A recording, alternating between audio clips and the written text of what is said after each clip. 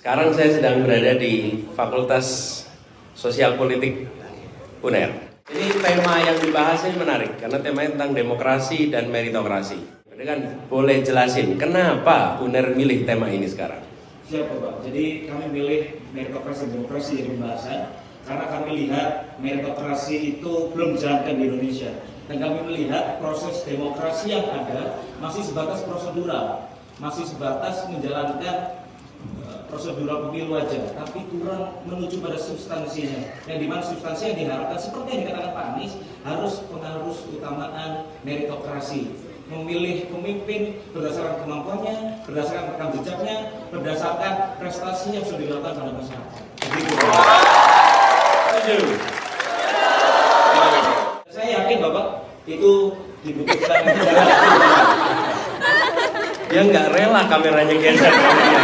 Teman-teman, ada yang mau nambahin yang dibilang sama Erdogan? Bagi saya, pentingnya demokrasi dan meritokrasi ini adalah untuk mencegah pemimpin-pemimpin bangsa ke depannya adalah pemimpin-pemimpin yang mengandalkan koneksi tanpa memiliki integrasi. Sekian.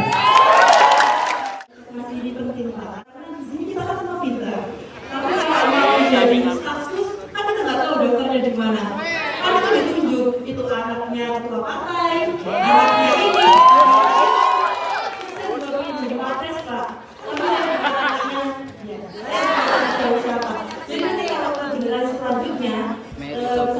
Menteri, jadi ketua partai, itu saya kalau nggak ada meritokrasi, saya nggak bisa bilang, oh belajar ya, belajar yang pintar gitu. Saya nggak bisa kayak gitu. Jadi meritokrasi itu penting sekali untuk masa depan Pak. Nama saya Ganda dari SMA 19. Oh, SMA. Menurut saya demokrasi dan meritokrasi ini penting. Mengapa? Karena dari dua hal ini akan menimbulkan kesetaraan atau keadilan, yang dimana sejatinya negara yang maju adalah negara yang menerapkan prinsip keadilan.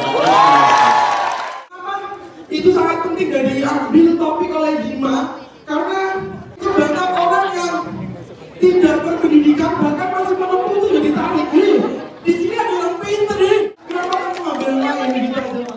Rakyat Indonesia itu kok kayaknya dipimpin sama yang nggak kompeten. Kok nggak kompeten lah, nggak kompeten sih? Kenapa nggak kompeten? Kan negara kan jadi rusak ya Pak.